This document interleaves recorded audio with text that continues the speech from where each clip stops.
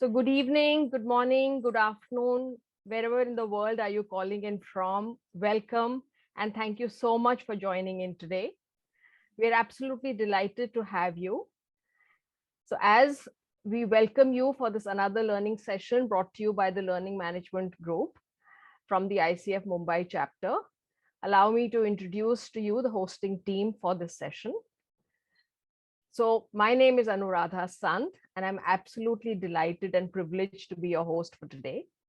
With me in the hosting team, we have Tushima Mukherjee, we have Shweta Shivaraman and Nimish Rathod. We are all coaches and we are all members of the ICF Mumbai Charter chapter. We are volunteers here with the learning management team.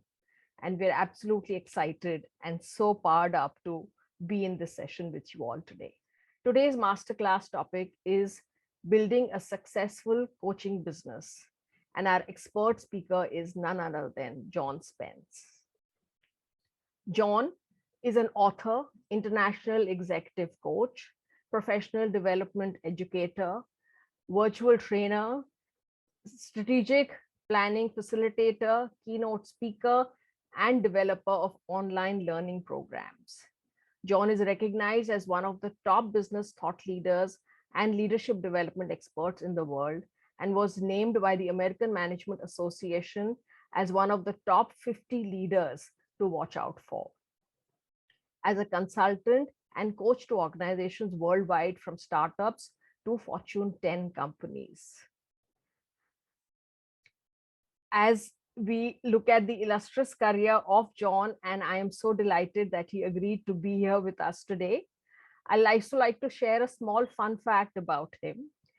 John is a black belt karate, so definitely no messing around with him here. As we are ready to begin, I'd also like to add that working with John and his team on this session has been a pleasure for all of us. From the time we contacted him and invited him to do this session for us, we have noticed his energy, enthusiasm, and deep commitment.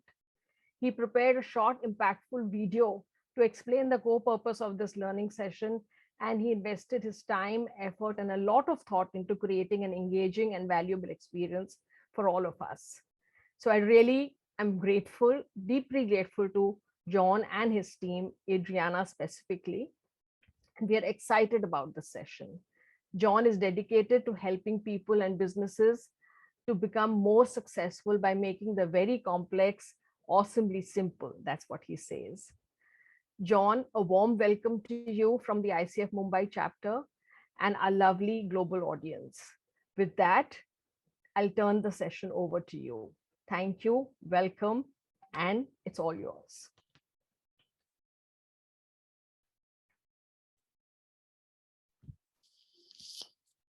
John, you'll need to unmute yourself. Team muted me and I didn't know. Yes. Sorry. Good morning, everybody. It's exciting to have all of you here. I was mentioning that we've got folks from Singapore, Slovenia, I'm a couple of United States, well, just all over the world. I'm looking India, a bunch of other places. This is pretty exciting. And here's what I'm going to do for the next 2 hours together. I'm going to share with you how to build a successful coaching practice, not how to coach or how to be a certain way or work with clients, but how do you differentiate yourself in the marketplace? How do you position yourself in a unique way that allows you to raise your rates, get more business, things like that. I will tell you, I'm not a pushy salesman, so everything I do is very low key, very honest, completely authentic, no tricks or pressuring people. And I put together an overview here. 2 things before I get started. 1, this is being recorded. So if I go a little fast, which I tend to do, then you could go back and rewatch it a few times. And then also, I hope you're taking notes. My personal email is john@johnspence.com. That's john@johnspence.com. If after we get done with this, you have a specific question or you want a book recommendation or something like that, do not hesitate to send me an email. I'm happy to help you in any way I can. So with that little precursor, let's get started. I want to talk a little bit about what it takes to establish credibility in the marketplace and understand where you should be positioned. So a couple of key ideas I want to teach. The first one is what I call the 4 Ps of expert performance. And this comes from a book I read years ago called The Cambridge Handbook of Expertise and Expert Performance, a 978-page book written by experts about how to become an expert. I'll save you the reading. They said there's 4 Ps. The first P is passion. And I think this just stands to reason.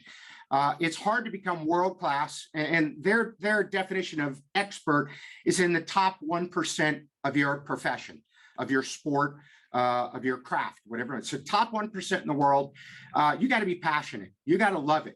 It's got to be something that drives you, that's wrapped up in your values, in your purpose for life, and something that you are excited to go do every day. So the first P is passion. The second P is persistence. And Malcolm Gladwell, other people, Malcolm Gladwell wrote a book called Outliers, talking about people that are outside the norm. A couple of other books and research have been done on this. And the number they pinned on this was roughly 10 years or 10,000 hours. You've got to be patient, working on your craft, trying to get better for a minimum of 10 years or 10,000 hours, which leads to the third P of practice. So 10 years, 10,000 hours or more of practice. And it's a special kind of practice, though. It's called deliberate practice. And what deliberate practice is, and this is fascinating because it's going to be for you individually and also the role you play for your client, is deliberate practice. You have a coach or a mentor or a trainer or a colleague, but someone constantly pushing you to get better. The example I use, and I use ice skating. Even though I don't ice skate, I live in Florida, and if I did get on the ice, I'd fall down and it wouldn't be pretty. But I like to use ice skating as my example.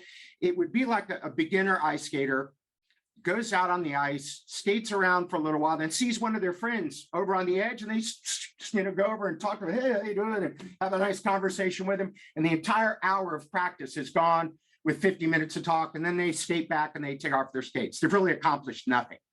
A mid-level ice skater goes onto the ice, stretches, warms up, and then does the easy stuff, the figure eight, circles, all the stuff they know how to do. And then they will try a tougher maneuver when it's a little bit more challenging, and then they fall down. And here's the difference. When they fall down, they go back and keep doing the easy stuff because they don't want to feel like a failure. They're embarrassed because they fell down. They're embarrassed because they make a mistake. So they immediately go right back to the easy stuff so they can leave the ice with confidence. However, a professional, someone trying to get to the Olympics or something like that, they warm up. They've got a coach. The coach is filming them. They've got other people watching, maybe an assistant coach. They go on the ice, they warm up, they do the really easy stuff quickly. Then the entire time on the ice is spent doing the most difficult moves and falling down over and over and over again, with the coach giving them ideas and suggestions and help and asking questions. And then it's only after that, after they've been passionate, persistent, and deliberate practice with a coach, with help, that you get finally to the fourth and final P, which we're going to talk about. This is the foundation of strategy. The fourth P is pattern recognition. Pattern recognition. And I'm gonna switch games now. We're going to go from ice skating to chess. A beginner in chess who's only played for a few hours, basically all that they remember is, there's one rule I remember. As long as I don't take my hand off the piece, I can continue to move it around the board. So what they do is they pick it up, they look at the time, they go, ha, ha, ha, ha, ha, ha. And then when the other person sort of blinks, they go, ha, ha, and they put it down, they're like, I'm playing great. It's basically 100% reactive. They're totally guessing. They have no game plan, no strategy for the game. That's a beginner. An intermediate chess player starts to think what's called down board. And they think 2 or 3 moves. You know, if I move my rook here, I might be able to do this, and I could get one of my pawns and sacrifice it here. They're starting to get a rudimentary strategy. Finally, though, when you get to the chess grandmaster level, they don't see a few moves down board. They see the board as one pattern, not just black and white things with pieces on them, but as one solid pattern. And they know that pattern, and they know the next pattern that can go from that and the next and the next and the next, and they're thinking dozens or hundreds of moves down board. I saw a interview lately with Gary Kasparov, one of the greatest chess players of all times, and he said that the entire thing of chess comes down to pattern recognition. So a couple of things here, and you're going to see how this plays out throughout the rest of the webinar, is it's your job to understand the pattern of how to run your business well for your area or the sort of clients that you want to serve. So let's now go to the next level, which is the 5 levels of strategic thinking. And I'll make a side note here. When I talk about strategy or strategic thinking, do not get intimidated.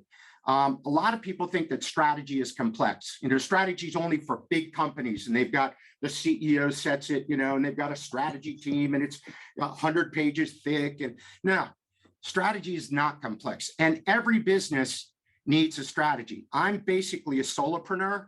It's just me. I don't have any other coaches that work with me.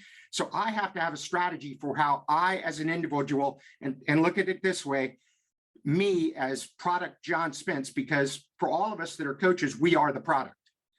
We're not selling our company or anything. We're selling our expertise and our understanding and our assistance. So if I'm going to sell a product, I need to have a strategy for selling that product. So you need a strategy no matter how big your business is. So let's look at strategy in a very simple way, extremely simple way. There are 5 levels of strategic thinking. Make sure I always have to look at my paper. Is it 4, 5, 6, 7? It's 5 levels of strategic thinking. At the base, and I see it as a pyramid, the foundational base of strategic thinking is business acumen, is a solid understanding of the business in your community, how businesses run, who your competition is, things like that.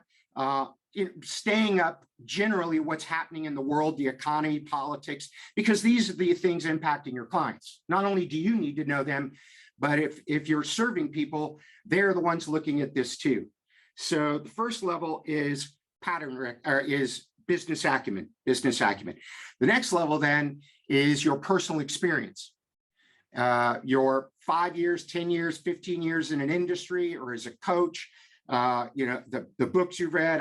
I read about 100 to 120 business books a year, and I have every year since 1989. So I constantly on the business acumen stuff I'm reading, but I also understand all of the answers are not in the books. So you've got to use your personal experience and put those two things together. Those 2 things then lead to pattern recognition. I'm collecting stuff, I'm reading, I'm learning, I'm watching the marketplace, I'm studying things, I'm studying my industry, I'm looking at my competition, I'm pulling back and thinking about my experience of working with clients. And then finally, I step back and I begin to see a pattern. Perhaps it's a pattern of how to position yourself, or a pattern of client needs, or a pattern of things in your community or in the business world that you serve, or the type of client you serve, that things are changing. There's been some really interesting patterns that have emerged in the last 20 months since the pandemic hit. It's changed the way a lot of us do business. It's changed the way we interact. It's changed business models. It's changed business pricing.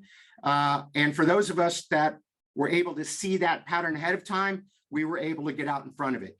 As an example, in my own business, I normally travel about 200 to 220 days a year. In 2019, I traveled 217 days worldwide. In 2020, I traveled 1 day, and it was an hour-and-a-half drive from my house and an hour-and-a-half back. My entire business model changed overnight, and I'm sure for many of you did. What was interesting, though, is my wife, who's my business partner, saw that pattern early and went out and got all new equipment, videos, lighting, studios. We built studios in our office because she knew that it was going to be online for at least a year or 2, and then hybrid going forward for that. So we got a huge market advantage over a lot of the people that I compete with. So my question to you, well, let me go here then. So we've got business acumen, study, read, learn, watch, personal experience, what I see, what I do, what I've learned on my own, put them together, step back, pattern recognition. Then the next one is strategic insight. Now I have an idea. I've figured out something in the marketplace that nobody's seen yet. It's an open field. So I'm going to create a strategy to go in and fill that need that other people haven't seen yet. I'm going to differentiate myself in a way, and your pattern recognition can give you a couple of weeks, a couple of months, or a couple of years of strategic advantage if you saw the pattern early enough and it was a viable market position through that pattern.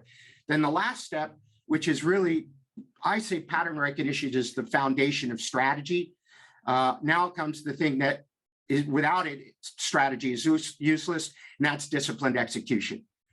A lot of people have good ideas, they write them out, they think about them, they create a PowerPoint, they're all excited, but they never do it. So I'm going to use a phrase here from a good friend of mine, Tom Morris, who wrote a great book called True Success, a book that had a very big impact on me. And it's about how to create a successful life. And I think this works in life and in your business. He says to be successful, you must have a plan, P-L-A-N. The P stands for prepare for the journey. You need to think this through. You need to study. You need to find the pattern, and you need to be preparing for the future. So P, prepare for the future. L, launch into action. All the preparation in the world doesn't do anything if you don't take action on it. So P and L. The A stands for analyze and adjust as you go. Just because you write a plan, that doesn't mean it's going to go according to plan. Which is not an excuse not to write a plan. I've had people say, well, if it's not going to go according to it, it's going to change and I'm going to have to adjust. Why do we even bother writing one? Not the right approach. It's let me get the plan, and 80% of it likely will stay on track. And 20% of the time I need to be adjusting and then analyzing what do I need to do differently? How do I change my plan? So 80% staying on track, 20% adjusting, pivoting, doing what I need to do. And then the last one, which is a key for this group and exactly why you're here, the P-L-A-N stands for network with those who know. Surround yourself with bright, sharp, smart, talented people that you can help, that you can give advice to, that you can support each other. And it's fascinating now that with Zoom, I have a lot of friends in Gatesville. One of them's on watching us this morning. I see him from time to time. We go to breakfast every now and then, but I have close friends in India, New Zealand, Australia, Russia, where else? Madrid now. Through Zoom, all of us have the ability to have a global network of thought leaders and experts and friends and mentors that we can reach out to help us. And then I'll make another point. You have the ability to network with some of the smartest people on the face of the earth for $15 or $20 if you buy their book, or most of that stuff's free on the internet now. So there's absolutely no excuse not to be a lifelong learner. And I'm going to throw one more piece of information in here. And by the way, I have notes, but I don't follow them. I'm just headed around in things that are interesting to me. A challenge I gave to a group of CEOs. I taught a group of about 100 CEOs this last week. And we were talking about lifelong learning and the importance of creating a learning culture in their organizations. And I asked them, how many books do you think the average business person reads per year for self-improvement or business improvement? To get better at being a leader at their craft, ask better questions, be a better leader, a listener, better at conflict resolution, marketing, sales, whatever it, or just being a better person, being more centered, being a kinder, gentler person, having less stress. So anything like that, how many books per year? I used to think it was 0.5, which would be 1.5 books every 3 years. I just got the research updated. It's 1 book every 3 years. The average business person, 1 book every 3 years. Here's my challenge to all of you. If you were to read 1 book every other month, 6 books a year, you're in the top 1% of whatever country you live in. Whoever, from all over, we've got Slovenia and Denmark and everything else here and all over India, you'd be in the top 1% at 6 books a year. At 12 books a year, 1 book a month, you're in the top 1% in the world on the face of the earth. So from a product standpoint, you are the product you're selling. This is investing in the product. This is creating version 2.0, 3.0, 10.0, 11.0, constantly learning, growing, reading, and improving the value of the product. So my challenge is set aside 20 minutes a day to study. If you could make it 30, 40 minutes, an hour, that would be awesome. But if you did 15 or 20 minutes a day, every day, and you could take weekends off, you would roughly read about a book a month, which would then, as I said, put you in the top 1% in the world. Do that for 3, 4, 5 years. It doesn't make, like me, it doesn't make me a genius, just means I have access to more information. And when I say book, it could be a YouTube video, an audio book, articles, blogs, the equivalent of a book, 12 of that a year, you literally are wiping the competition out. So boom, boom, boom. Now, if you're taking notes, this is really, really important. This is, for today, this is probably the most important thing we're going to cover. I sat down here and I started to list out all of the ways that coaches can differentiate themselves in the marketplace. Because one of the main reasons that people buy your product, is credibility. They believe in it. It's trust. There's a saying in sales, people have to know, like, and trust you to buy from you. So people have to know, like, and trust, literally know, like, and trust you or me as the products. And we'll get to the know part. That's marketing. That's going out. That's referrals. That comes in a little while. The trust part. Here are the ways that coaches can differentiate themselves. Number one, your background or experience. I've been a coach for 28 years. Some of you have been doing it a few years. You've done other things. You've got experience from industry.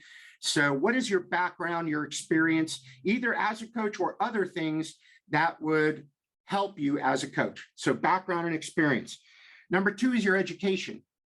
Do you have an advanced degree? Do you have an MBA? Are you a PhD? Did you go to a really prestigious school? So do you have some, and by the way, if you don't have all these, we're going to do a checklist. And part of this is going to be to figure out, I don't have this and this. Well, I'll give you an example. I do not have an advanced degree. I have a degree in public relations and marketing, which I barely used. I graduated from university and immediately went to work for one of the Rockefeller foundations. I did marketing and public relations for about 9 months. And then I transitioned, eventually became the CEO of that foundation at the age of 26. Had no idea what I was doing. But my point is, I don't have any educational background that would impress anybody. Got it, but it's not impressive. Maybe yours is impressive. Number three is special certifications, an ICF certification. Maybe you've got another course you've taken or a couple of courses you've taken. So certifications add credibility.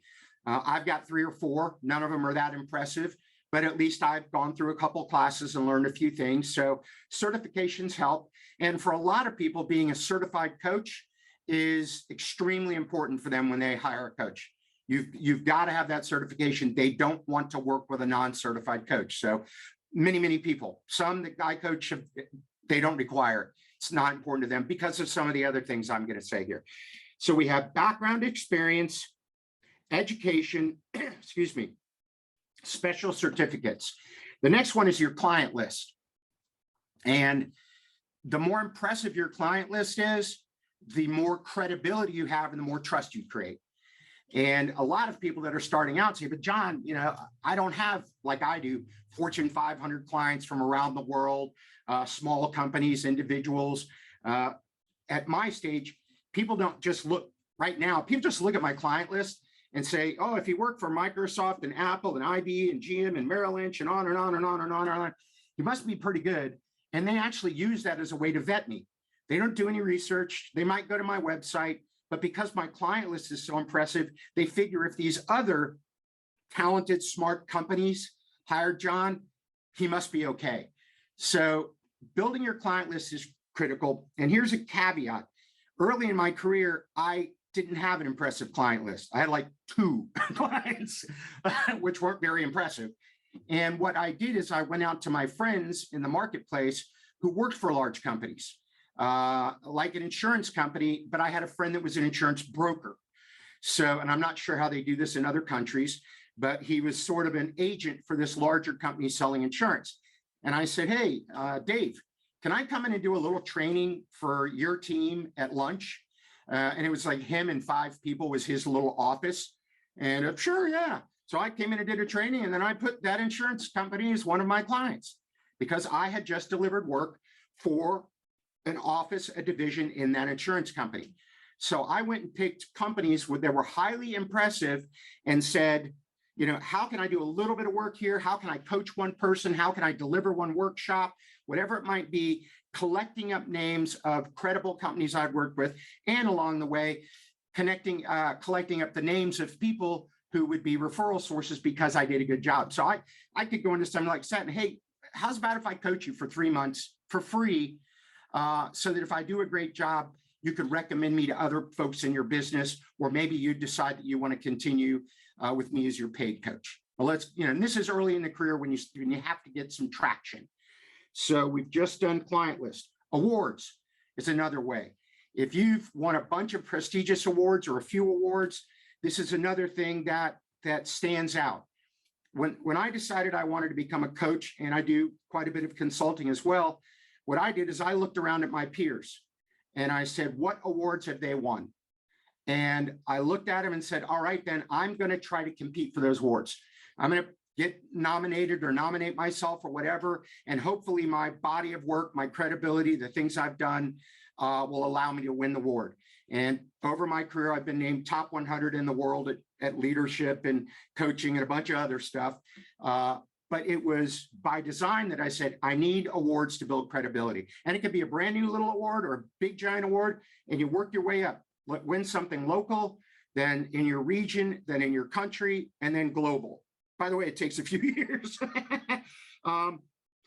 Unique research is the next one.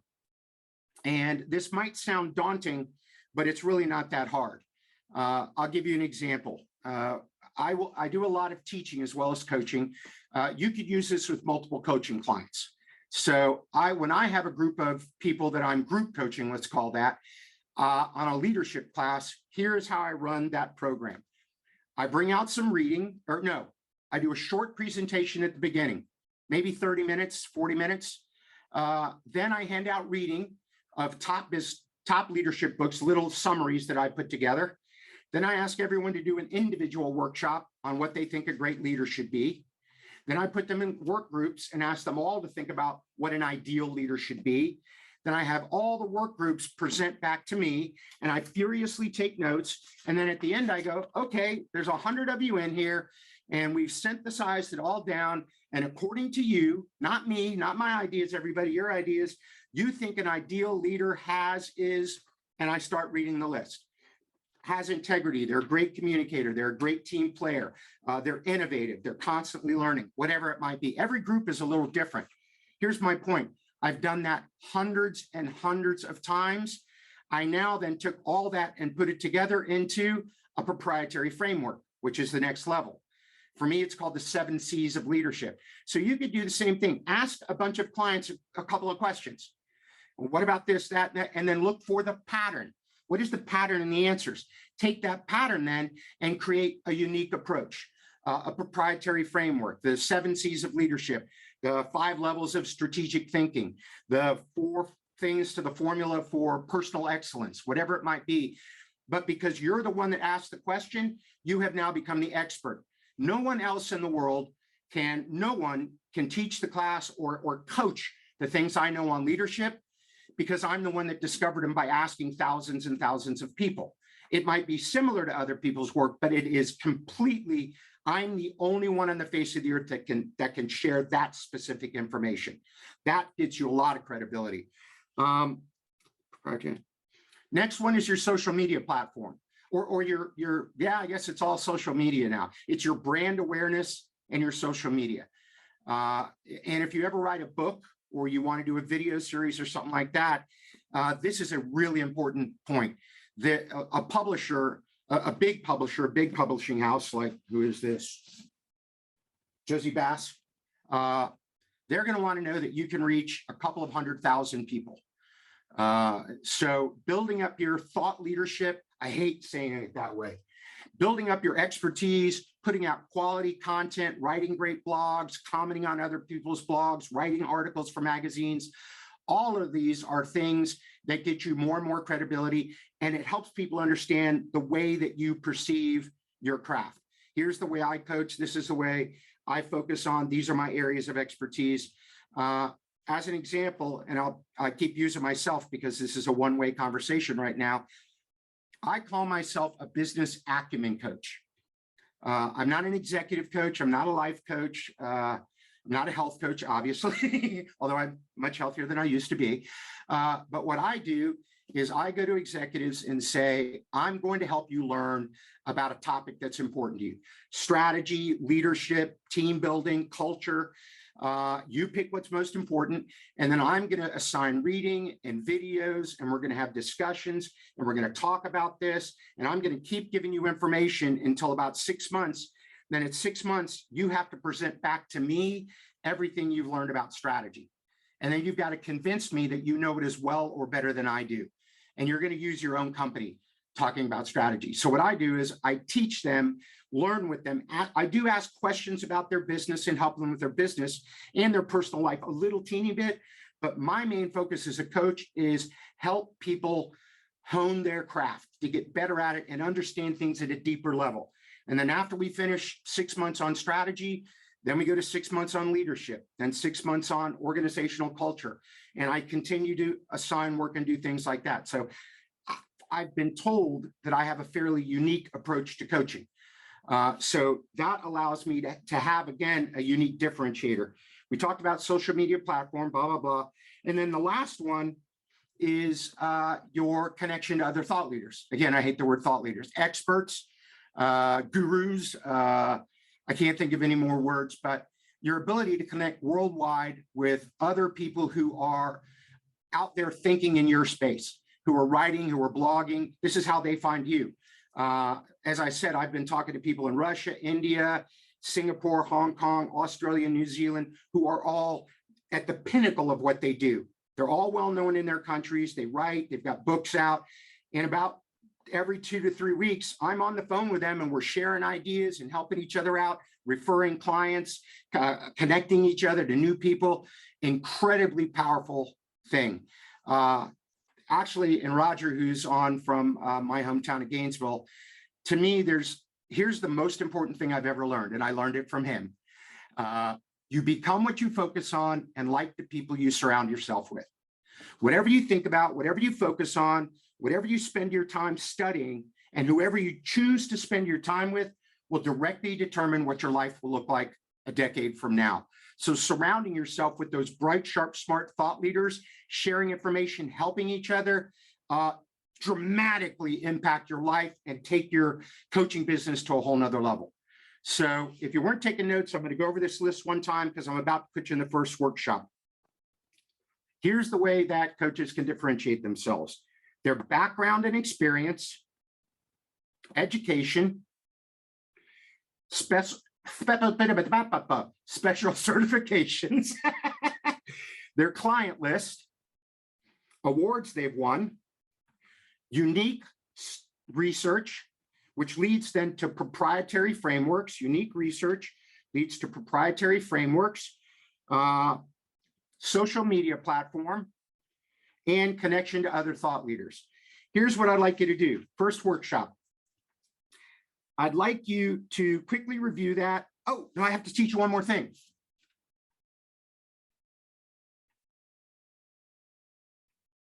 I skipped something on my notes. So you got that list, because it will come in handy after I teach you this thing I was supposed to teach you before I just taught you that thing.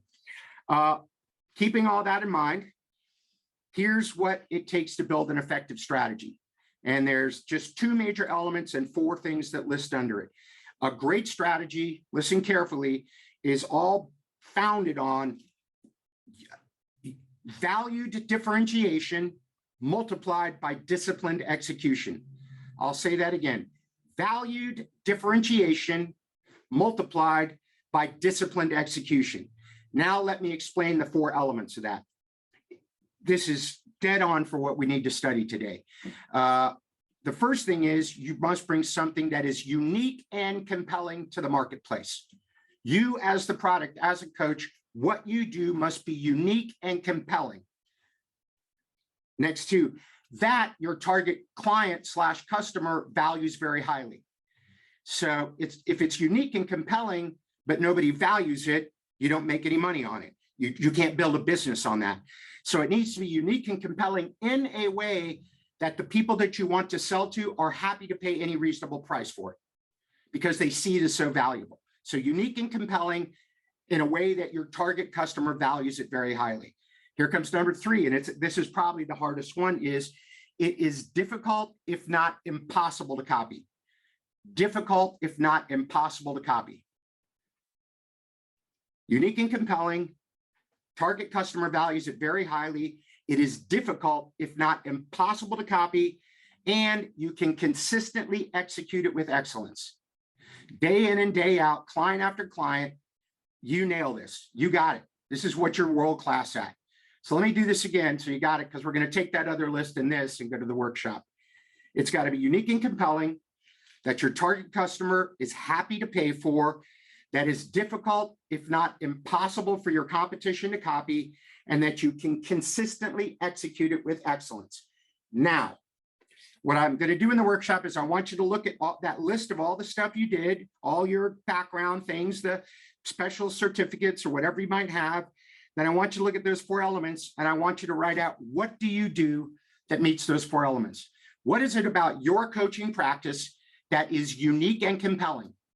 A reason that I would want you as my coach, that I, your customer, see as highly valuable. I'm happy to pay you whatever the going rate is in the industry, and even a little bit more, because what you do is so unique and compelling and valuable to me.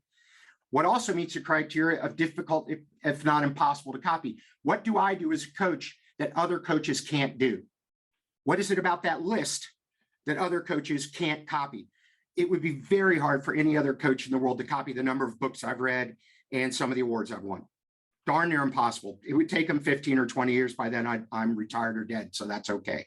And then last but not least, that you have the confidence that you can deliver it superbly, flawlessly, time after time after time. A piece of advice I've learned as a coach is I only accept clients that I know I can help, that want to be helped. Marshall Goldsmith does this very well. He, and I think most of you probably know this, he does not get paid until the end of the engagement. His fees are exceedingly high. And he says, you only pay me if we delivered the results you asked for. If you talk to Marshall, he says, I can do that because I only accept clients that I know will make changes. So I use a baseball analogy for my business. I refuse to even step to the plate if I know I can't hit a home run. If I can't nail it, and I'm not perfect for that, I'm going to refer it to somebody else who will deliver excellence. So here's the workshop again. You got 10 minutes. What do you do that's unique and compelling? The list I just gave. Use the elements. 10 minutes for you to figure out all the things you do that fit those criteria. Go. When we come back, we're going to go into a group workshop and discuss this. So you got 10 minutes from right now. Have fun in the workshop.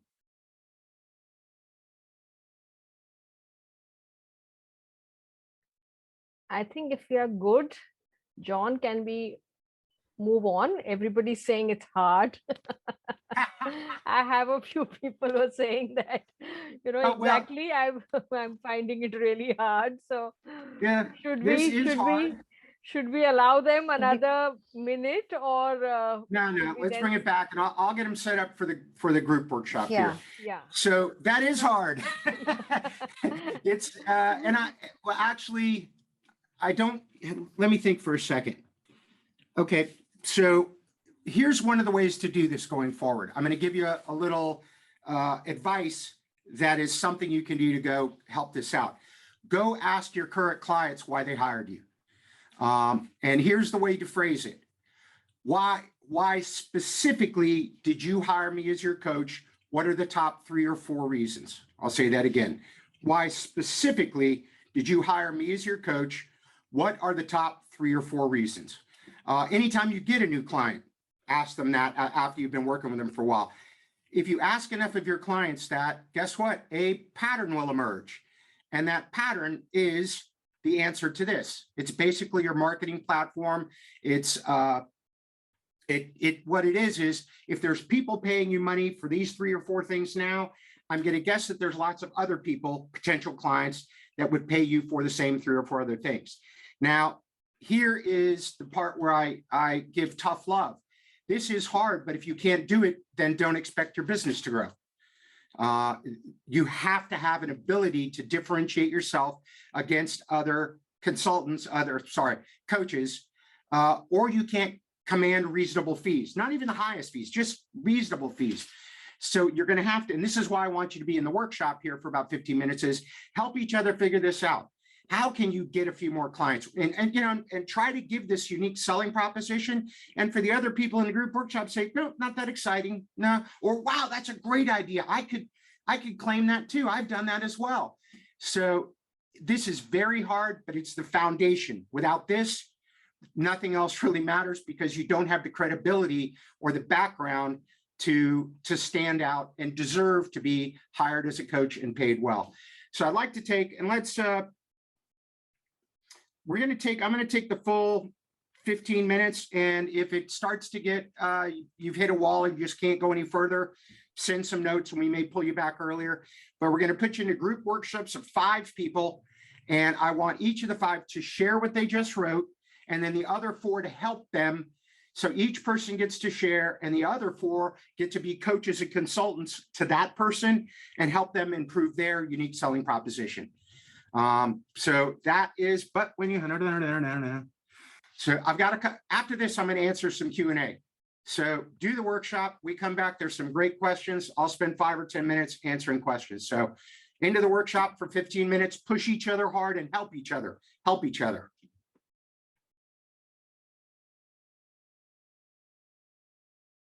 Cool. Welcome back, everybody. I was watching the chat, and here's what it sounds like. That was hard. That was hard. It's very hard. It's hard. It's very hard. Yeah, it's hard.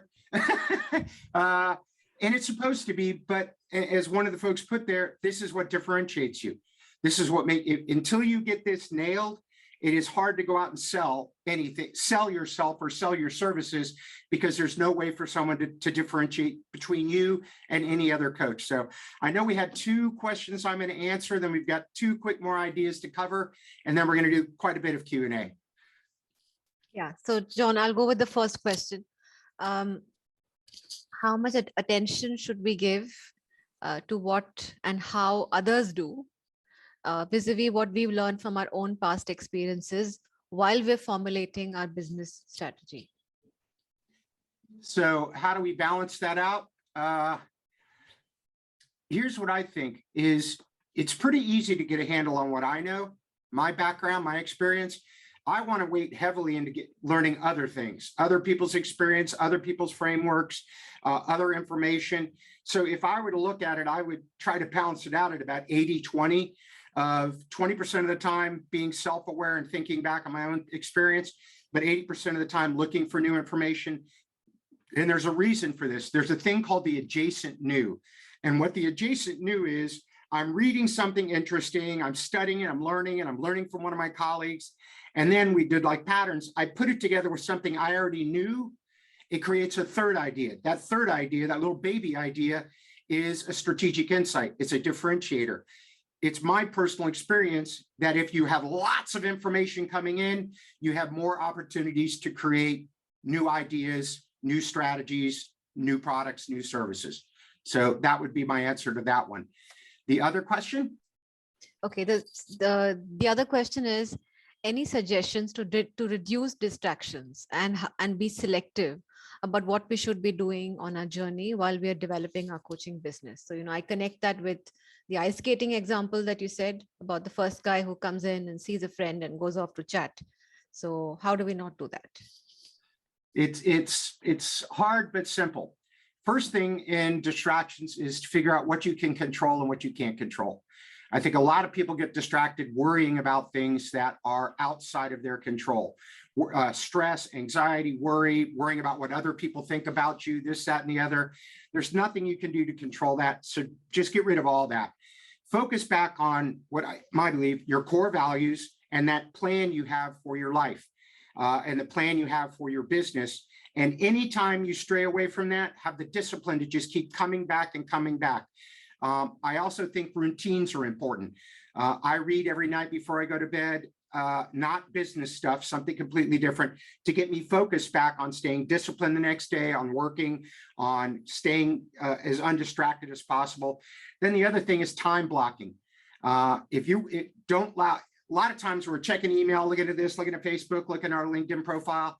Most people that are fairly efficient block an hour or so of work, uninterrupted, undisturbed, then 10 or 15 minutes to check their email, and do social media, post something, read something.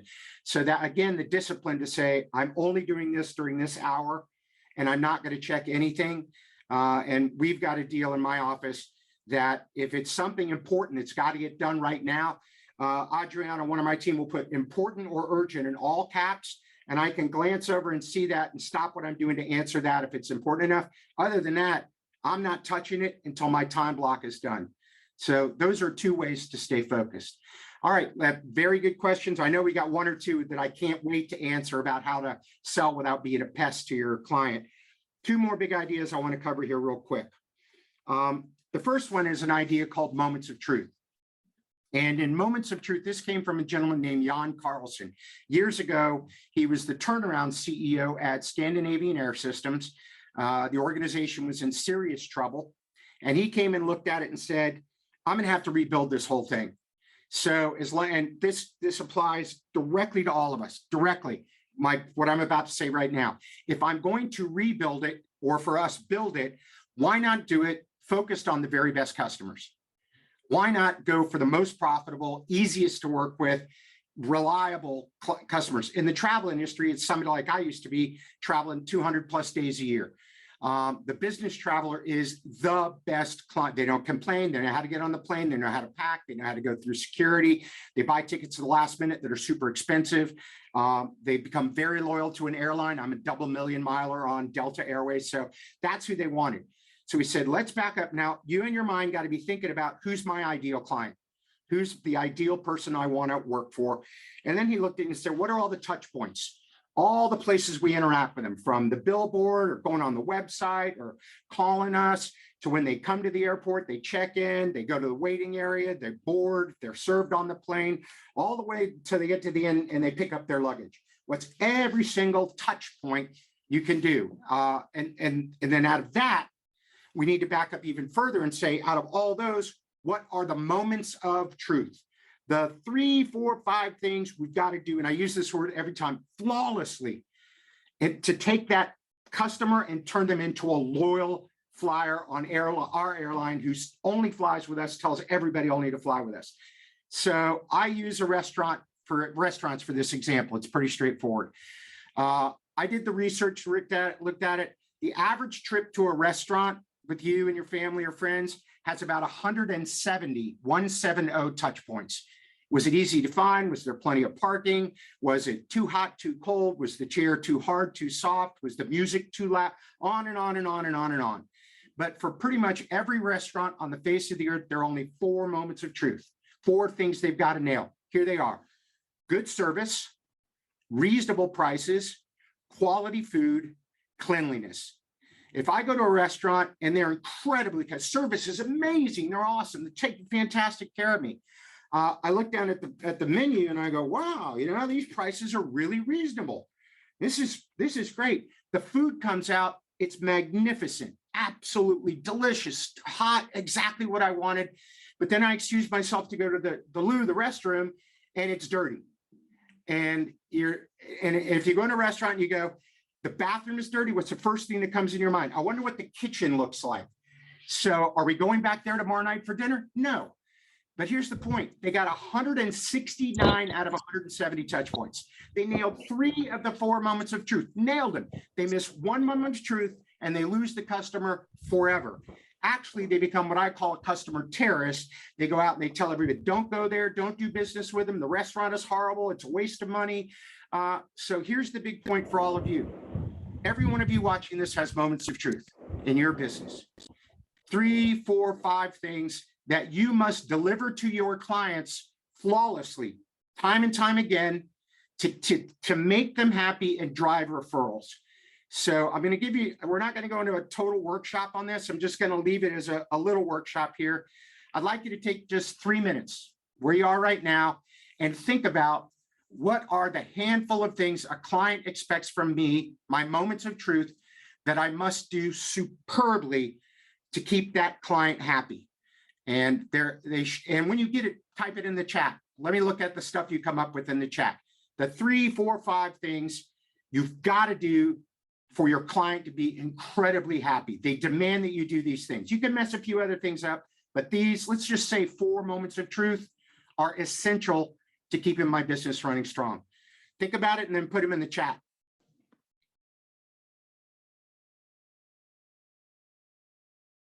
So these are wonderful. Empathy, presence, personalization, great listening, things like that.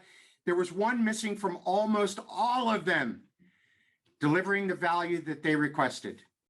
In other words, what's the solution or the outcome I wanted that I'm paying for? If it's just having you there to listen to them and show, unconditional positive regard and be empathetic and listen, those are all wonderful things. If that's what someone's paying you for, that's great. If John, my point was expectation setting at the start, so you know exactly what you're getting. So my point is that's the first thing I do. You know what you're getting, and I'm going to come back and show you what you got. So the next time you will help me raise my rates to the ones that I want. So whoever said that, you're 100% on target. Yeah. Actually, I'll do this real quick. There's and then we'll go. I've got one more thing to teach you. I'm going to give you as homework, and we'll be right on time to have about 20 minutes of Q&A, and then I'll hand it over to Anu.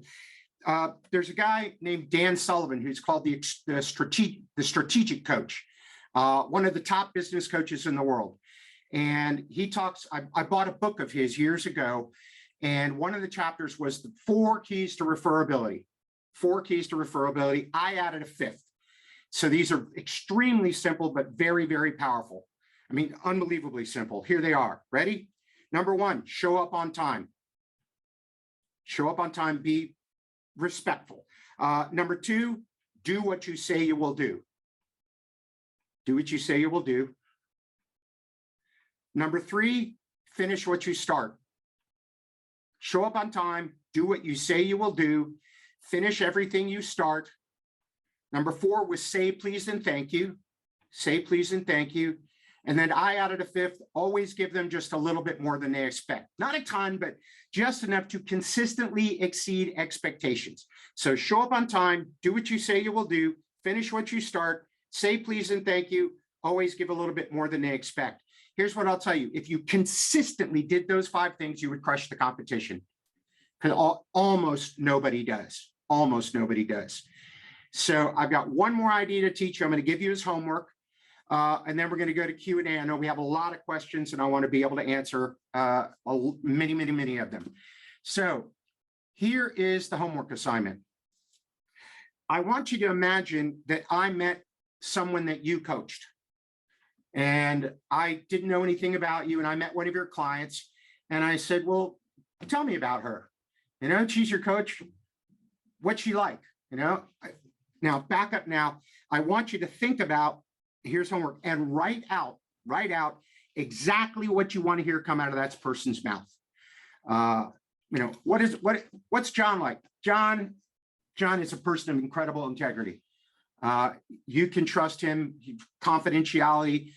He's really, really straightforward, honest, and transparent. Also, he's a walking computer. That guy reads like 100 books a year. He's a freak. I've never met anybody who studies as much as he does. And then, you look at his awards and the companies he worked for, he's got a lot of experience. He's from startups to working for Microsoft, Apple, and all these other companies. He really has great ideas. That's what I would want people to say about me, which is mostly what they say about me. So once you get that, this is really cool. Once you get that paragraph of what you truly like people to say, back up and say, what do I have to do to make that happen? What services do I offer? What research do I do? How do I act? How do I behave? What is everything I need to do to actually make people say that about me? that basically just became your strategy. When you take your unique selling proposition that we started on the beginning, is very hard. You add it together with understanding the moments of truth and building that into your practice. And then finally, you have basically your sales, what you want people to say about you, that's your brand. That's your personal brand. If you have those three things in place, you've built a platform that will allow you to build a very successful coaching business. The coaching part, up to you, how well you do that. These are the elements you have to go in to be able to market and sell yourself as a product. So let me stop there. We've got about 20 minutes or so for me to answer Q&A. And I'd love to do that. And there's one already that I'm looking forward to the question. So go ahead. Thank you, John. Okay, there you go. So do you want to start with the one that you're really keen to answer? Yep. All right. So the question was, how to be a persistent chaser of your clients without being annoying? I am so glad someone asked this question. This makes me so happy because I have the exact same feeling. I hate to sell. I also hate to negotiate. The largest, as a consultant, the largest negotiation I ever served on was for more than $1 billion. I can't negotiate to buy a piece of art or with one of my clients for anything. So I want to set it up so it's super easy. I'm going to put it on the negotiation side. If you add so much value and your value proposition is good and your unique selling proposition is good, by default and your credibility, they're going to expect to pay a high fee. Whatever the regular fee is in your area. So how do you do this without being a pest? Here's how I do it. Because I'm constantly reading, studying, learning, when I come across an article or a YouTube video or something that I think is just spot on for one of my clients, or usually a group of my clients, we're all focused in the same area. The people I coach, we're all roughly looking at the same things. What I do is, if it's an article, I will write a little intro to it, cut and paste it onto a document. I'll write a little intro to it and tell people why I think it's valuable for them and how I think it'll help them. I list the article, and then I take a couple of paragraphs to add my thoughts to it. Here's how I saw it. This is what I thought the author was talking about. Here's how I build this into my practice, blah, blah, blah. And then the last sentence is always, if there's anyone else you can introduce me to, or if there's anything else I could do to help your company, please don't hesitate to contact me. I'm always happy to be of service if I'm able. I always finish on that. Here's what happens now. What I do, I send that to all my clients. I also send that to my entire list of prospects. I've got about 160 senior executives that I've met at events, or I bumped into, or I've done a little bit of work for, but I'm not coaching them, or I'm coaching maybe one person in their company.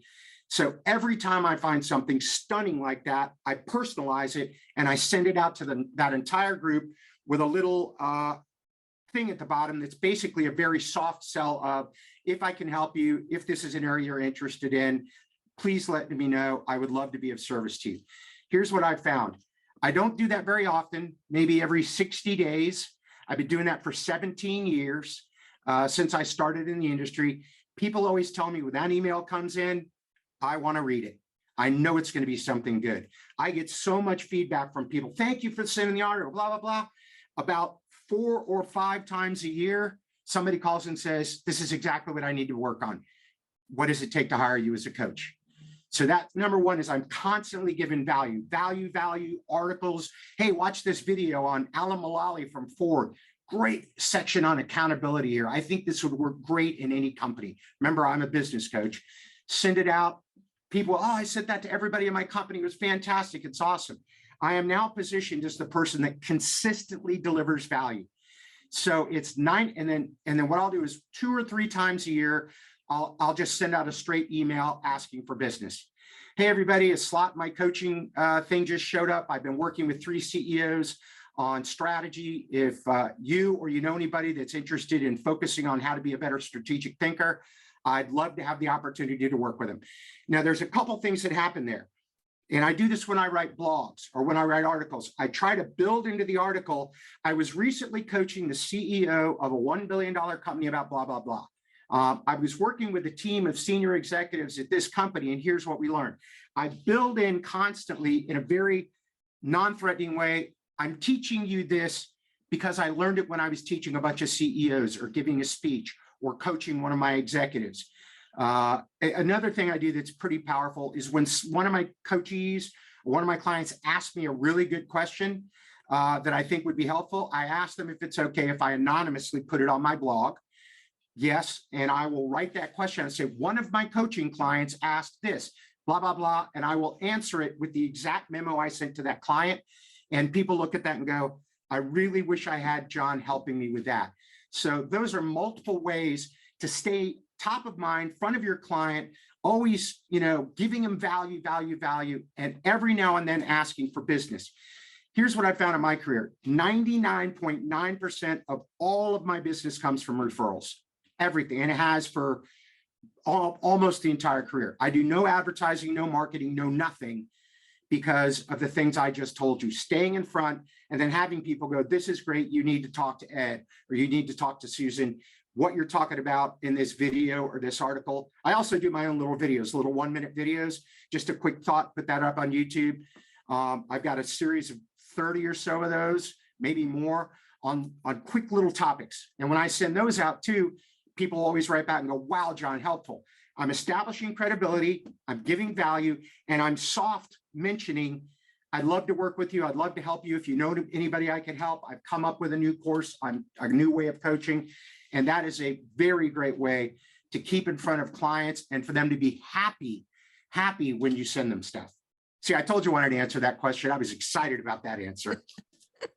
Yeah, that was clear. Thank you so much, John. Okay, there are 2 questions, really nice questions, which have come in the chat box. So I'm going to ask those first.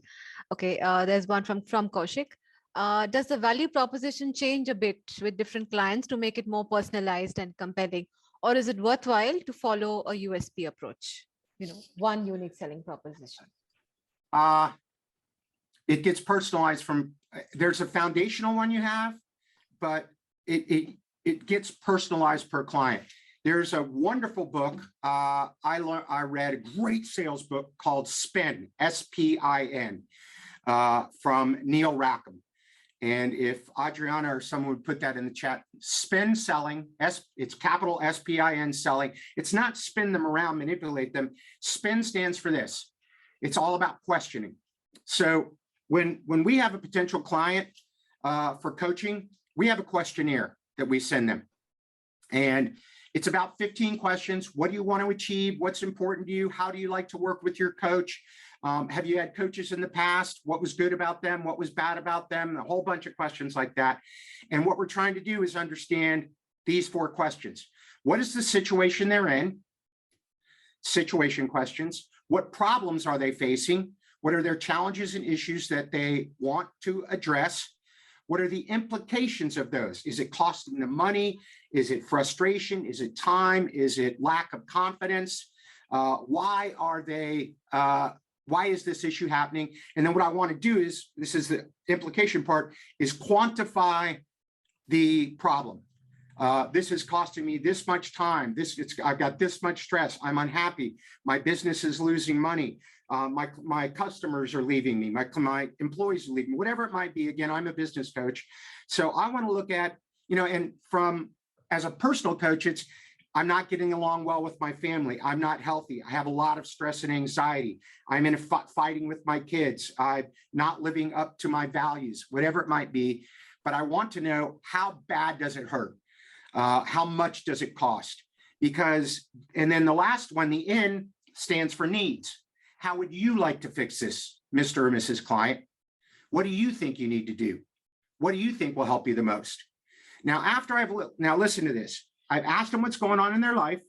I've asked them about what problems, challenges, or opportunities, it could be positive opportunities, that they want to take advantage of. We have quantified the cost, positive or negative, of either not being able to overcome that challenge or not being able to take care of that opportunity. And then the client has told me a couple of things that they want to have happen in our coaching relationship. After I hear all of that, then I talk about specifically how I can tailor my work to them. I don't need to tell them about 100 things.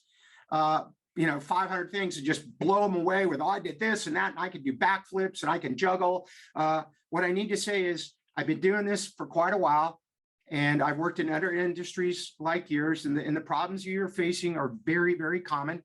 And I'm used to working with executives and helping them specifically in these areas. And for you, based on what you just said and the things you want to do, my recommendation is that we do X, Y, and Z. How does that sound to you? Here's the unique thing. When you're talking to the client, it's not you telling them what you can do and how you can handle it, what you're going to do. It's you. They talk, they talk, they talk, they talk. You listen, and then you take everything you heard, and out of all the skills and tools you have, you tell them just about the things where you can add specific, unique, and powerful value to them. That way it's personalized. I know I have that brand over here. The brand is what got me in the door. The brand of John, or the brand of Roger, or the brand of whoever it might be. That's what got me interested. I looked at their website. I heard some good stuff. But now I know that they're going to build something custom to me to help me specifically with my personal challenges and opportunities that are painful to me. And I'm willing to pay to make those things go away or to achieve the things that are important to me. That was a pretty good answer. I had to make that up real fast. Yeah, it was. Okay, so John, there's a question about, you said your brand gets you in the door. So if you just take a step back from there, you previously asked about what would your ideal client be like. So let's say I identify what my ideal client is like, and I list out a bunch of organizations or profiles of people whom I would like to be coaching. How do I then go about finding them if the business is coming in primarily through referrals and I don't have a referral to whoever I think is my ideal client? Okay, let me tell you a couple of ways I've done that. And these are not easy, but this is what separates highly successful and highly paid coaches versus ones that are struggling. I try to get to one of their associations and give a free speech or a paid speech on a topic that I know would be interested to the people that I want to coach. So if I want to work in, I do a lot of work in the boating. Now let's look at some banking industry. I have to do a lot of work in the banking industry. I contact all those associations, banking conventions, things like that, and say, I would love to come and do a presentation on customer focus in banks, because I want to be an executive coach to the bank to help them. In my mind, I want to be an executive coach to the executive team at a bank or credit union to help them get closer to their customers, for their customers to become loyal and to give them more money. That's my coaching goal. So I go and say, let me go to this conference and give a talk about how to get closer to your customer. Or let me write an article for their trade magazine on how to get closer to your customer. And of course, in that speech or article, I would say, in my work with banks and coaching senior executives at several banks, here's what I have found about getting closer to your customer. So you're earning some credibility, you're doing that.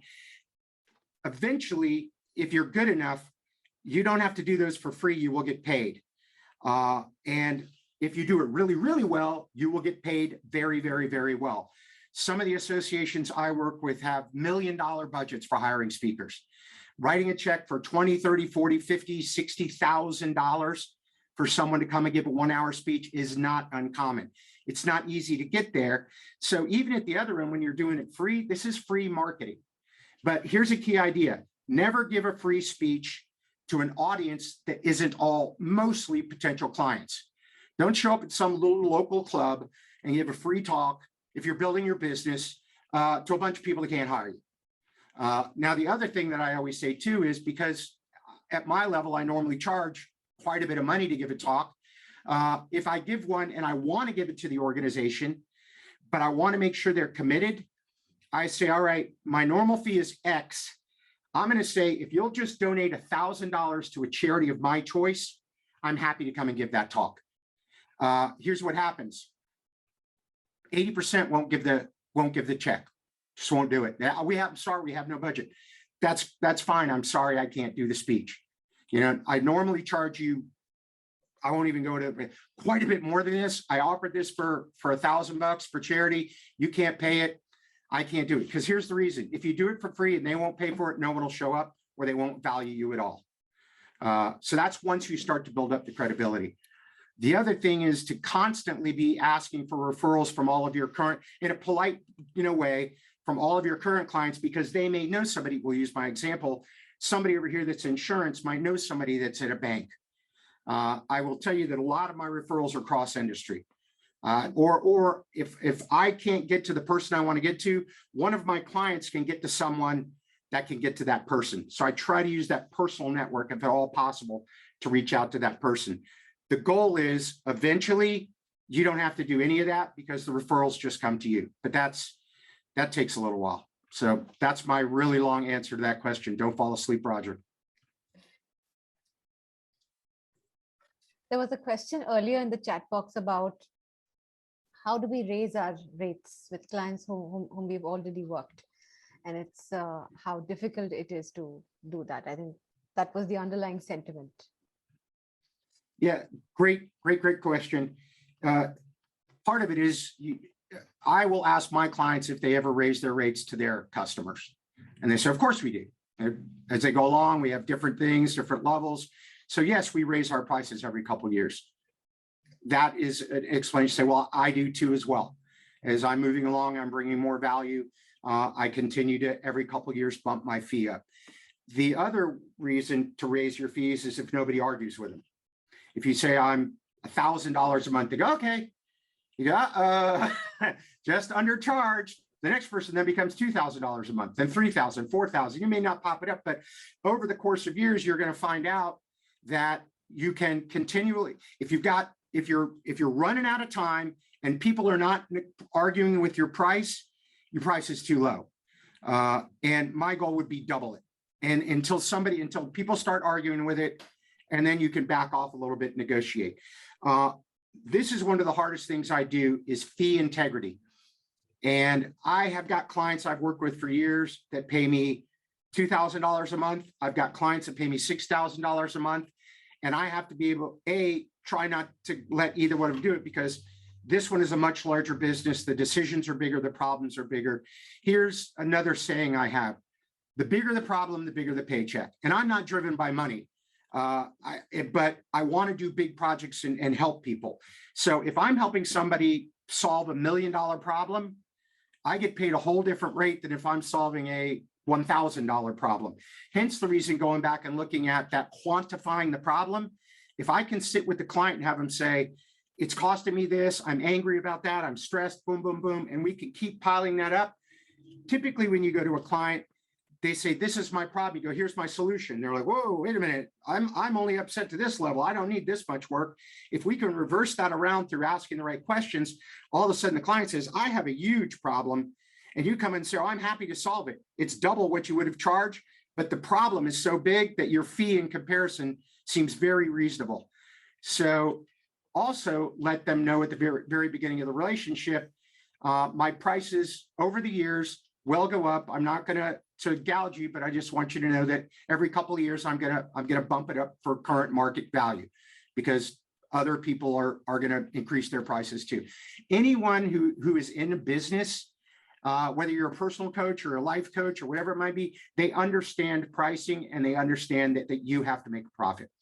But it is a challenging conversation. I hope that was helpful. Yeah, definitely. Okay.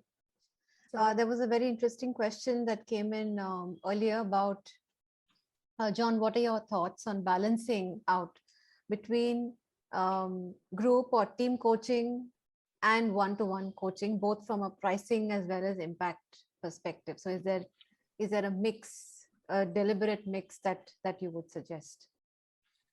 Okay, I can't suggest per se. I can just tell you what I do.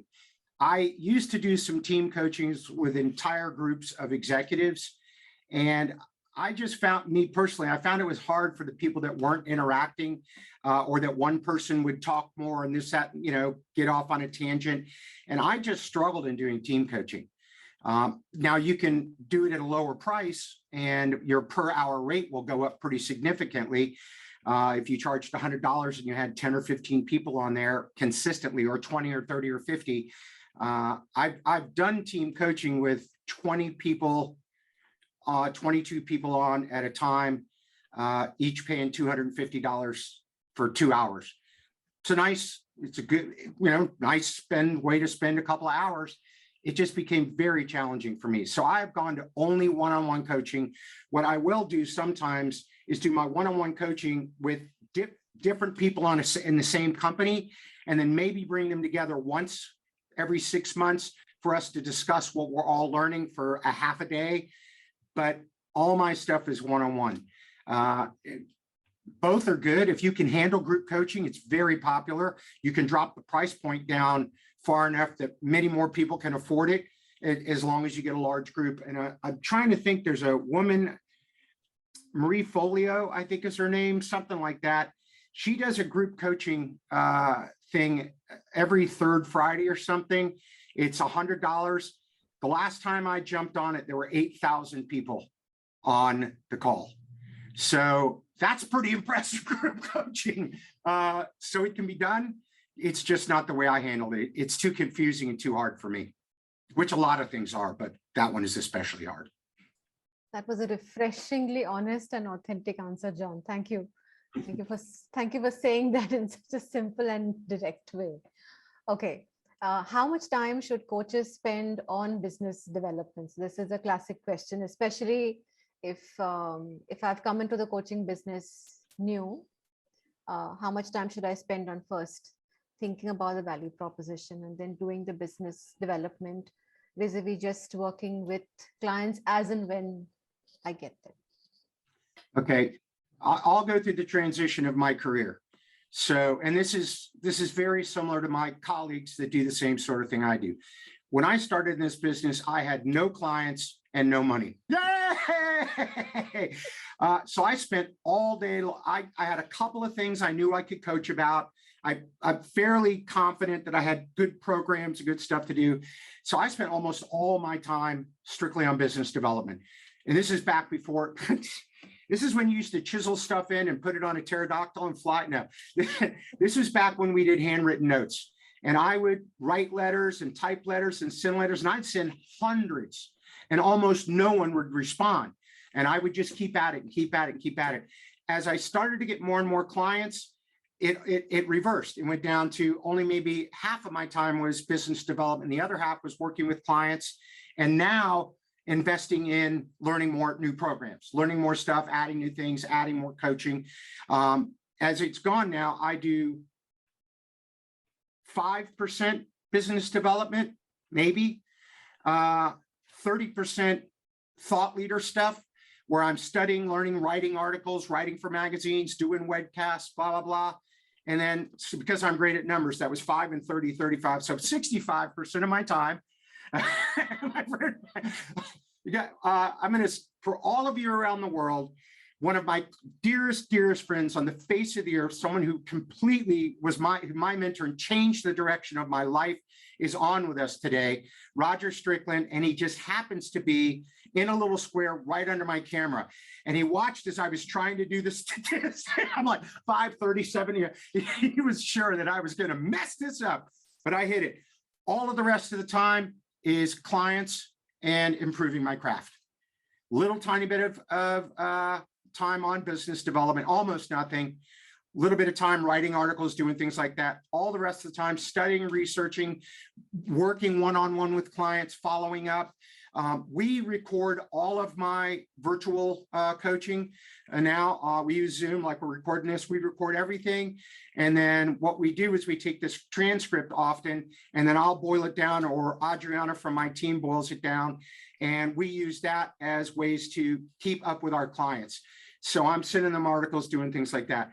And again, now here's a big idea. In the very beginning, when I was solo, I did all the work. I wrote the letters, I did the research, I found the addresses, I looked, I did the marketing, all of it by myself. As I started to get a little bit better, I hired one person, then two, and now we have, with my wife as my business partner, I have 3 people in the firm handling all the business side of it. I don't touch it. So I've gotten to a point in my career now where all I do is work on getting better at what I do, sharing my ideas and coaching people. That's the goal. Again, Dan Sullivan has a great thing. Once you get to a certain income level and you look at your hourly rate, you should look at never, ever doing anything that's way down compared to your hourly rate. If an hour spent on a client with me is worth XYZ, why would I wash my own car, mow my lawn, or sit and look up the emails? It's so much easier to have someone do that, as long as you're disciplined enough that when you open that time up, you're working on yourself and your business, not goofing off and fooling around. So that was, again, pretty long answer. It shifts from almost all of your time on business development to eventually none of your time on business development. And I will let you know that trajectory for me of actually coaching to get from nothing to top 10 in the world or whatever, it's been about 17 years. So I'm a 17-year overnight success. So there's the answer to that one. Excellent. Loving these answers. Okay. The next question is about writing proposals. So what are your tips on writing effective proposals and following up on them? This is one of the biggest struggles in our firm, because we try to customize them a fair amount. And we've learned this over time.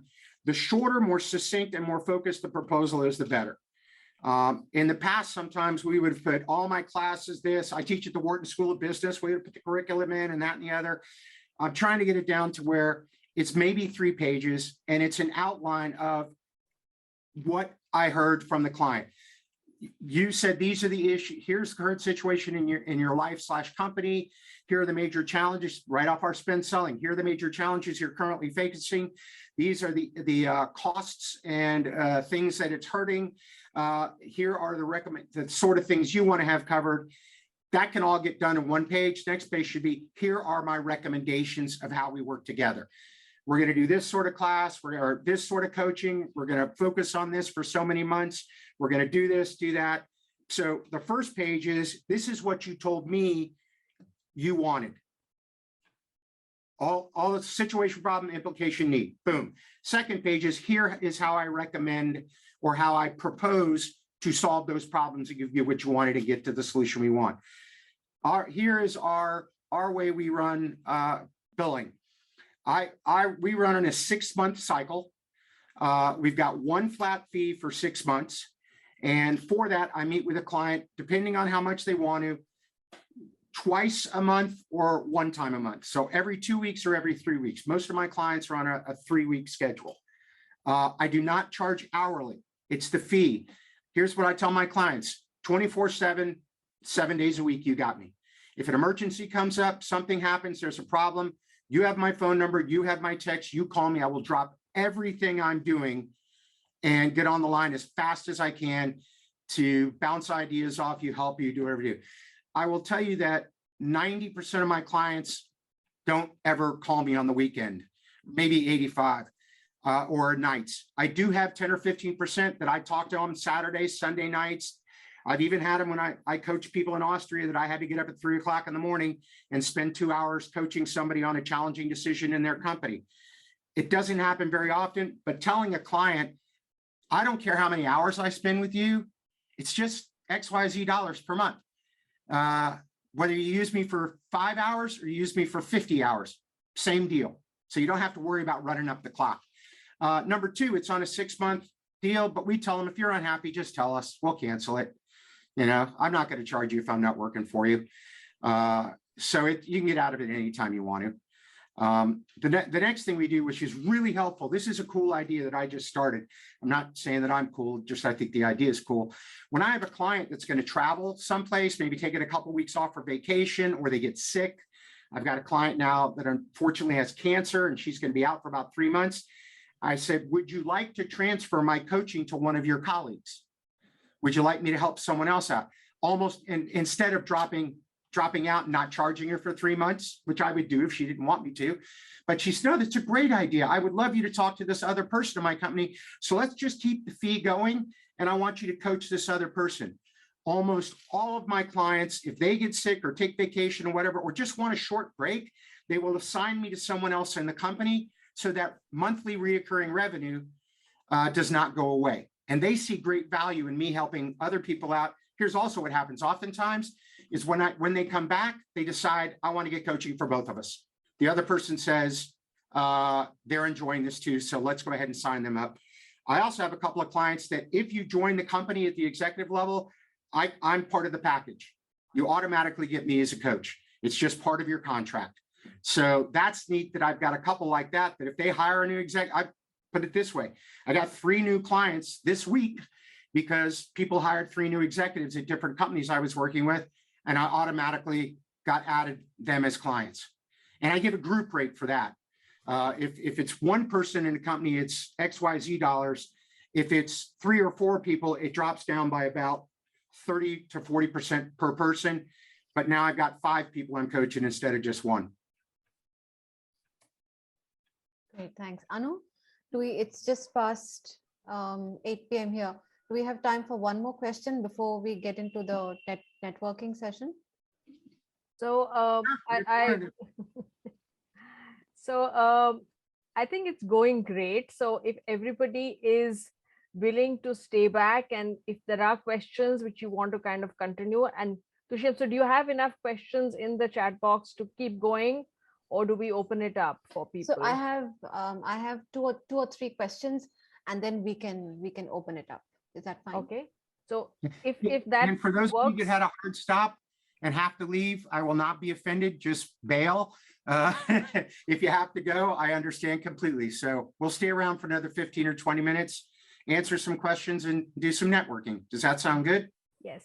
So let's kind of transition into another fun thing. So I'm sure all of you have picked up so much of what John has said. I personally am going to actually relook at the recording and make notes, because today I have been a little bit all over the place, not really listened to each and every word John has said, but I'm actually going to listen to the recording and make notes, John. So I just would like to invite you all to do a little bit of a fun word storm with me. So is there so think about any one thing which has been the most impactful takeaway from today. So think of one thing. It could be one word or a sentence that you would write in the chat box, but you will not press enter till I ask you to. So think about and write one most important takeaway that you are taking from what John has spoken about today. Please enter it in the chat box. I will give you about 10 to 15 seconds to do that.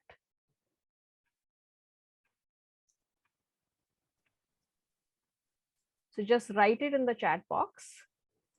I will do a countdown, and only when I say go will you press enter. So do not press enter yet. So if you've written the most important takeaway from today, the countdown begins. 10, 9, 8, 7, 6, 5, 4, 3, 2, 1, and go.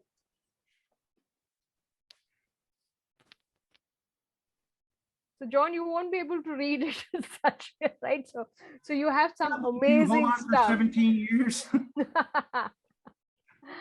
That's this pretty is cool. a word storm for you. We can continue. So I'll leave it. So we still have about 57 people on the call. So if you want, we can make it an open house. So let everybody come on camera. You can feel free to unmute yourself.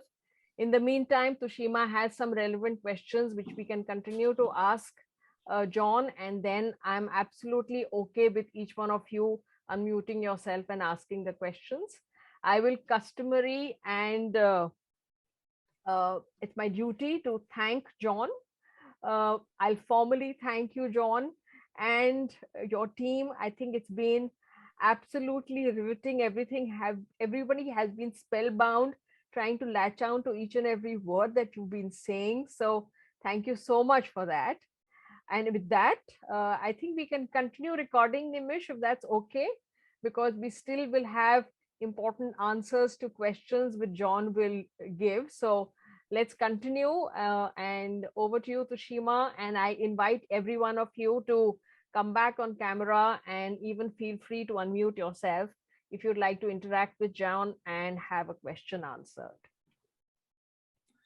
So Thanks, Tushima, Anu. you have a few, don't you? Yes, To yes, get I us do. started. I have questions. Okay. How do you make your pitch on social media, and how do you make your presence felt without it looking as if you're trying to sell your services? So again, I'm going to harken back to what I said before. If you go to my blog or go to my LinkedIn page, you'll see that almost all of my posts have one sentence. You know, if I'm talking about leadership in the blog or the post or whatever, you know, if there's anything I can do to help your company, you or your company in the area of leadership, please let me know. That's about as aggressive as I'll ever get.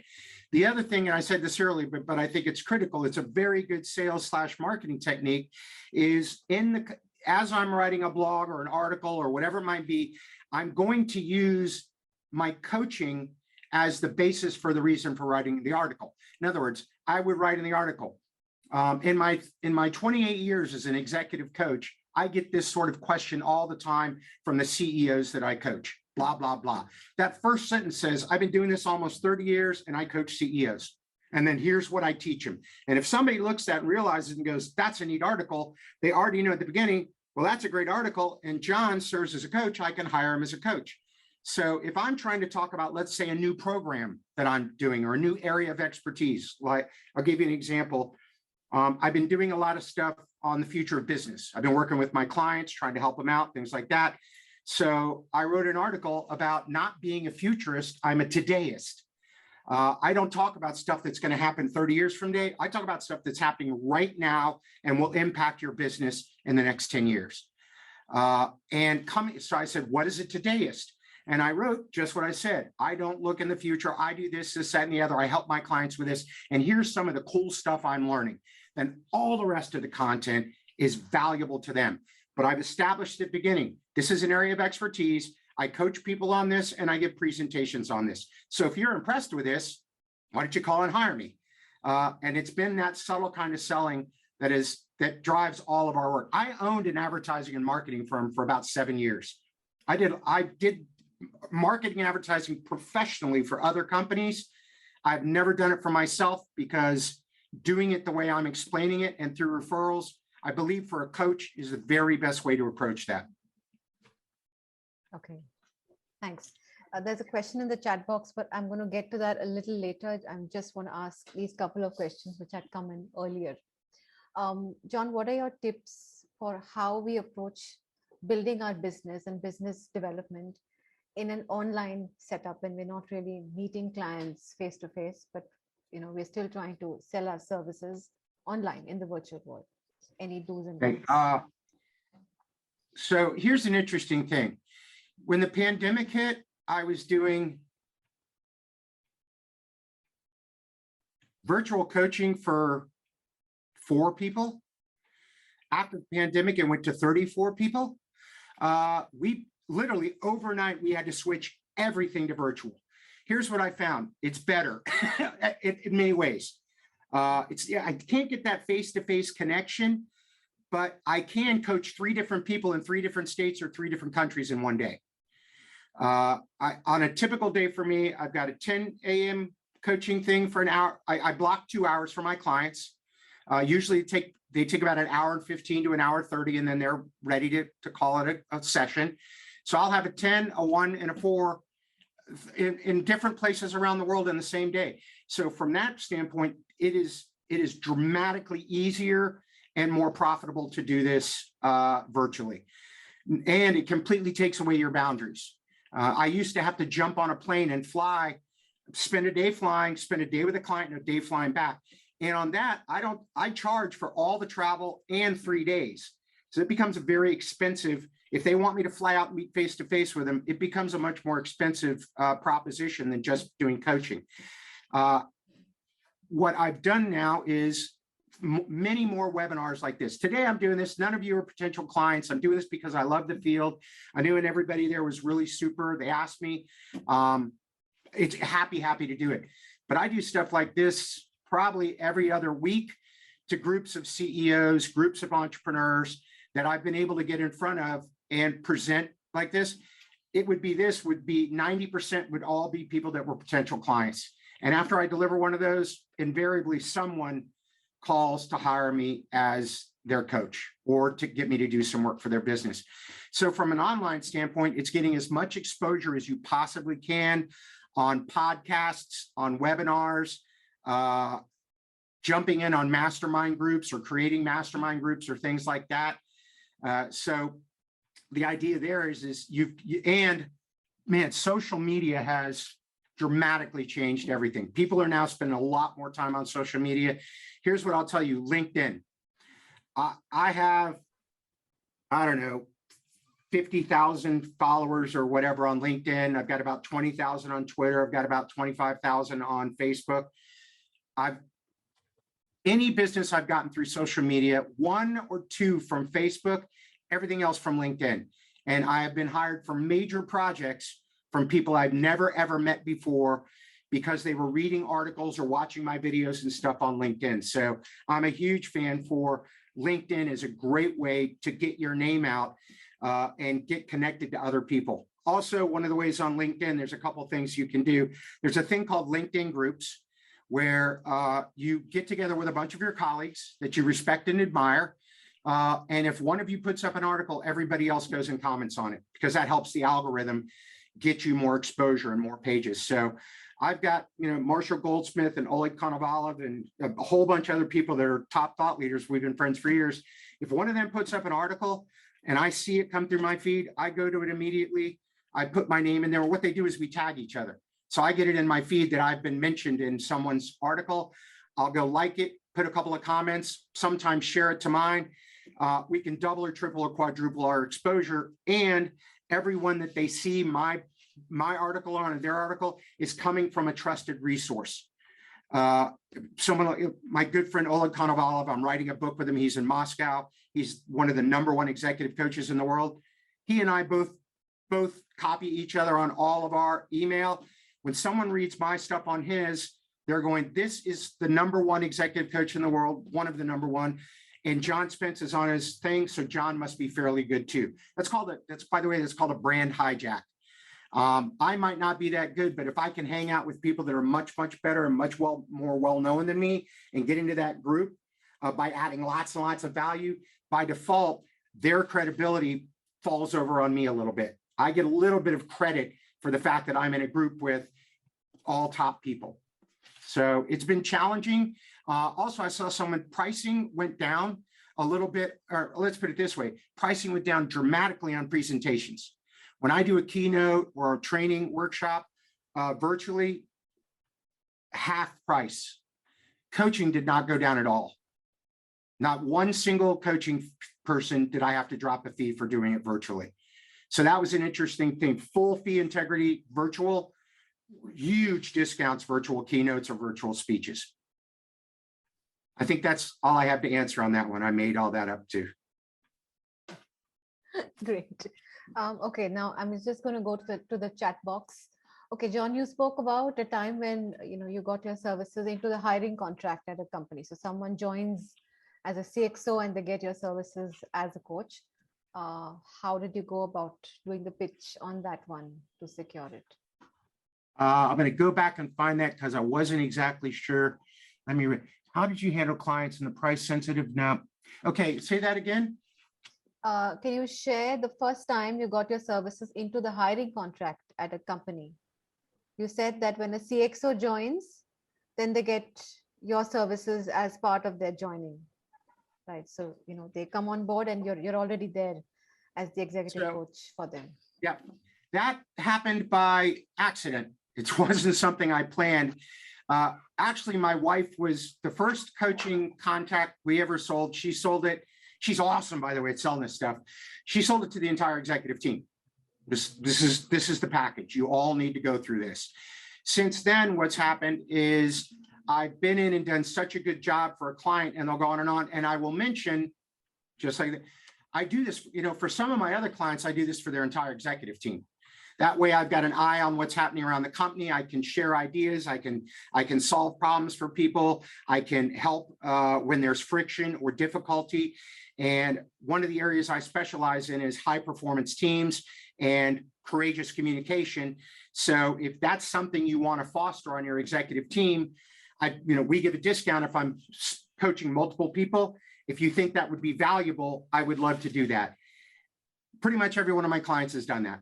Once I say, if you like how I'm helping you, here's the key part. I do this for several other clients. I coach their entire executive teams, and they found it very valuable. And I'll always say, if that isn't for you, I got no problem. I'm not trying to sell you anything. I'm just letting you know, this is something my other clients have found valuable. It is something I do. Happy to do it for you and your executive team.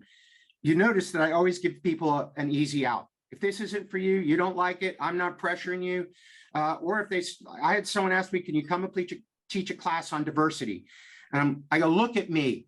I am the reverse of diversity. I'm an old, fat, white, bald male. It doesn't get any undiverse than me. I said, so I can't do it, but let me refer you to my friend over here that's awesome at that. And their idea was, we would have paid you a lot of money to do that. And we appreciate the fact that you said no, because it's not your area of expertise. So I'm always going to say, if it works for you, if this sounds good to you, if it fits in your budget, I'd love to do it. If not, no worries. I understand completely. There's something else I've told all my clients that I don't know if most coaches do. At the very, very beginning of the coaching client, I say coaching engagement, there's going to come a time you're going to fire me. There'll be a time in the future that I'm not adding value anymore. We've been hanging out. It may be a year, might be 10 years. I've got some clients I've coached for 17 years. But when that day comes, do not feel bad. We'll still be friends. I'll still hang out with you. You're just not going to have 24-hour access to me helping you.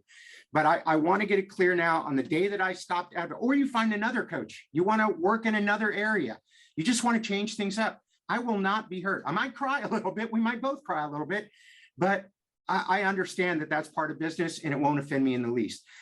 I've only had one client not terminate me. Actually, he went on sabbatical for 2 years and said, when I come back, I want to start back up. But we did both cry when he said, I don't want to, I can't meet with you because I'm taking 2 years off from my business and I'm not talking to anybody. Every other client I've had for the last 4 years is still with me. And I met with one client this week that I've had for 17 years. I've been working with him in his company. So you can build a strong relationship. And in some of those cases, they've become incredibly close friends, extremely close friends. But I always let them know, our friendships over here will always be strong. If you have to terminate, stop using me as a coach, won't hurt my feelings in the least. I just want to make it easy for them if a budget doesn't work or something's going on. Never had one do it, but that's pretty amazing. I just thought I've never had one do that. It's crazy.